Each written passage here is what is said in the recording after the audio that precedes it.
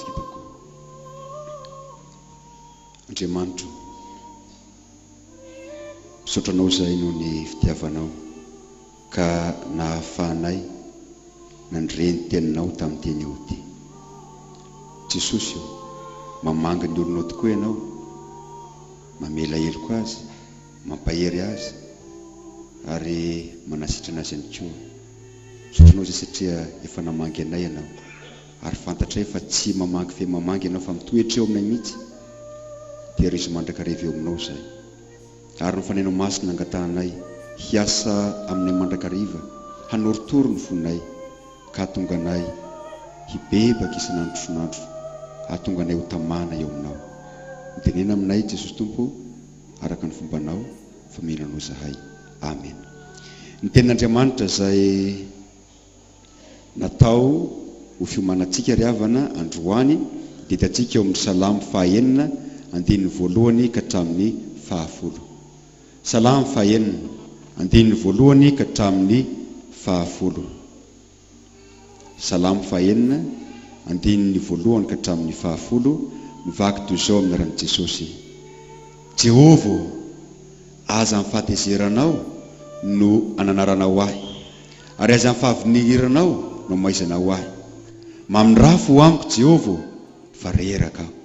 Sitranao Jehova fa mizozo ny taolako, ny fanahy koa dia mangovotra loatra. Fa ianao Jehova mandra-pahoviana, miverena Jehova afao ny fanahiko. Vonjeo aho no famindramponao, fa tsy misy fahatsiarovana anao any amin'ny fahafatesany. Any amin'ny fiainatsita iza no iteranao. Efa sasatry misento aho, mampitsikafona ny farafarako isan'alina aho, sady mampidranomaso ny fandriako. Lanina alahelo ny masoko, efa pahina izy amin'ny ataon'ny pampahory rehetra. Mialamoka ianareo mpanao ratsy rehetra, fa Jehova efa nandreny feon'ny fitomaniko. Jehova efa nandreny fangatahako. Jehova no andray ny fivavahako, homenatra sy angovotra indrindra ny fahavaloko rehetra. Iodina izy ka homenatra tapoka. Amen. Amin'ny alahady voalohan'ny volana dia hiroso amin'ny fandraisana fanasan'ny tompondray isika. Handray ny tena mandrany Jesosy. Anatona an Jesosy ilay manasa antsika ho amin'izany fanasana masina izany, amin'izany sakafo mahavelona izany. Fa amin'ny fanatona antsika azy dia ilaina indrindra ny mahafantatra ilay mpanasa. Tahaka antsika andeha hisakafo any amin'ny olona anankiray dia mila fantarina hoe iza io olona io.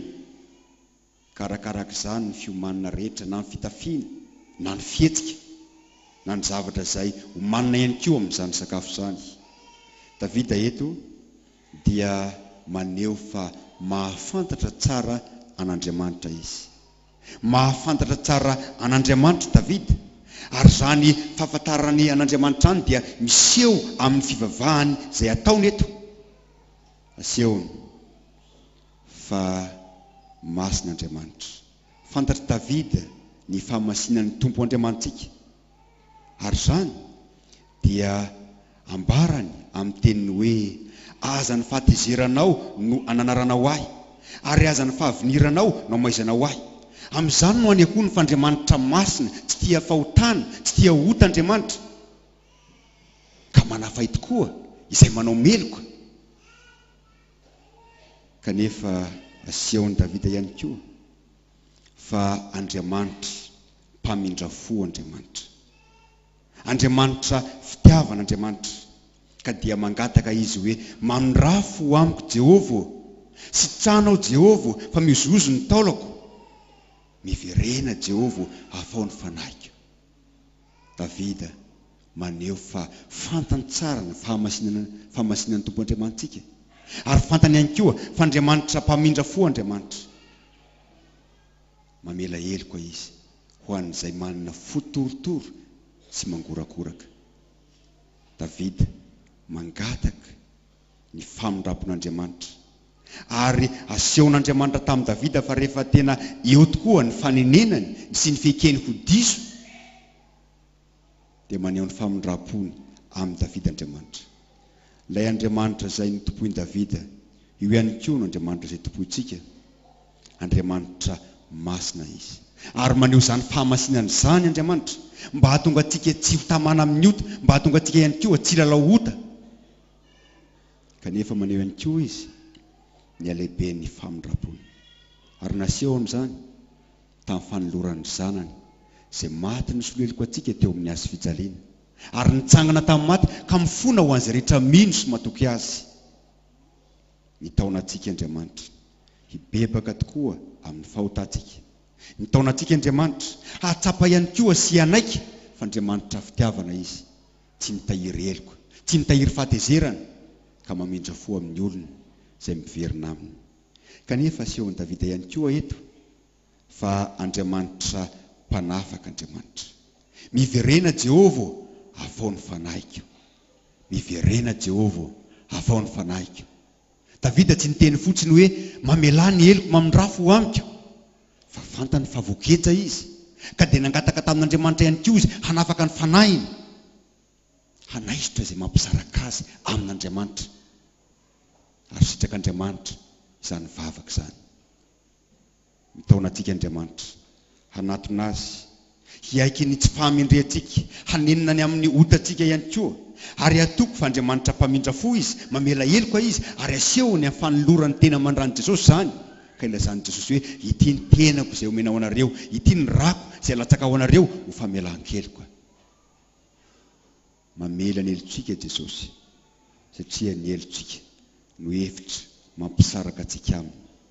Io izany aoka ianao tsy salasala hatoko izany famindram-pony izany. Kanefa aoka ihany koa tsika hiaiky fa diso io natrean'Andriamanitra ary manenina ny amin'izany fahatsotsika izany. Eto moa dia maneho Davida fa reraka tokoa ny olona lavitra n'Andriamanitra. Reraka ny olona lavitra n'Andriamanitra, mahatsiaro fahabangana, mahatsiaro fa tsy manana fiadanana.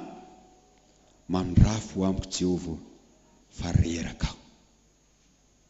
Reraka ny olona lavitra n'Andriamanitra satria anjakany areti-pahotana maro isan-karazany izy, anjakany fahavalo izy. Ary io nambarany eo amin'ny 17 eo, efa pahina izy amin'ny ataon'ny mpampahory azy rehetra. Rehefa manalavitra n'Andriamanitra isika dia endro fa misosoka ny fahavalo, mamotipotika ny fiainam-panahintsika, mamotipotika ny fiainantsika ihany koa. Kanefa rehefa miverina amin'Andriamanitra isika, sady mamela ny helontsika izy, no manangana antsika ary manome antsika fiainam-baovao. Ary io mahatonga Davida milaza hoe miala amiko ianareo mpanao ratsy rehetra, fa Jehova efa nandre ny feon'ny fifonako, fitomaniko. Jehova efa nandre ny fangatahako, Jehova no handray ny fivavahako. Ho menatra sy hangovitra indrindra ny fahavaliko rehetra. Ny zanak'Israely rehefa mihodina amin'Andriamanitra dia endro fa afaka miditra sy manjaka sy mamiravira azy ireo ny fahavalo. Fa rehefa miverina amin'Andriamanitra kosa izy ireo, anehoan'Andriamanitra ny fitiavany ka hafany amin'izany fahavalony izany, dia endro fa mitsanga menatra ny fahavalo. Ny fahavalonao dia ny devoly, dia ampahory anao izy, dia ampijaly anao izy, ary tianao izay hafa-barakanao izy. Izany no kendreny fahavalo. Saingy ny olona voavela heloka tsy mba azo ny fahavalo ampahoriana intsony, tsy mba azo ny fahavalo akoraina intsony, satria Andriamanitra manadio azy, Andriamanitra manamarina azy, ary Andriamanitra manafaka azy amin'izay nampisaraka aminy tamin'Andriamanitra. Malaelo ny Andriamanitra mahita ny zanany mamatantatra, malahelo ny Andriamanitra mahita ny zanany gejainy fijangajangana, malahelo Andriamanitra mahita ny tokantrano rava, malahelo Andriamanitra mahita antsika gejainy fitiavam-bola, fitiavam-boninahitra. Saingy ambara amin'izao salamo izao fa mamerina antsika izy, mamindra fo amintsika izy, manasitrina antsika izy, ary manafaka antsika izy amin'izay mahatonga antsika ho tafasaraka aminy, mahatonga antsika tsy hanam-piadanana. Io izany dia aoka isika handintena mialohan'izany fandraisana fanasan-tompo zany, hatsiaro fa masina Andriamanitra ka tsy ilalao fahotana antsika, hatsiaro fa fitiavan'Andriamanitra mamindra fo amintsika tokoa izy, tahaka namindrano fo tamin'i Davida. Mpanafaka Andriamanitra, manafaka atsika amin'izay mangeja atsika izy, ary Jesosy dia nirahiny ho amin'izany araka ny tenin'i Jesosy hoe raha ny zanaka manafaka anareo dia ho afaka tokoa ianareo. Nikendren'Andriamanitra ve? Ianao hiaina am-pifaliana, ianao hiaina am-pifaliana satria tsy akorainy fahavalo na paoriany fahavalo fa afaka manompo an'Andriamanitra velona. Dia voninahitra ny ho an'Andriamanitra resina karofany masina izay azy hatramin'ny taloha indrindra ka ho azy mandrakizay. Amen. Ivavaka isika tokoa. Sotronao izay Andriamanitro noho ny fitiavanao, fa tsitrakao tokoa ny hafatesan'ny ratsy fanahy, fa mba ialany amin'ny ratsy mba ho velona izy, fa hitodika aminao kosa. Dia ianao no angatahanay hamindra fo amin'ny mandrakariva. Tao amin'izay mba hiaina tokoa amin'ny fitiavana anao, ka rikoriko anay ny zavatra rehetra izay tsy araka ny sitraponao, ho tsaroanay mandrakariva fa ny fahotanay natonga ny zanakao hijaly, natonga azy nakoraina, natonga azy mifaty teo amin'ny azy fijaliana. Ny fanainao masina Jesosy no angatahanay, ampaheranay ka ahafahanay mameo voninahitra anao amin'ny fiainana manontolo. Amin'ny anarana masina sy mahafonjy no angatanay izany. Amen.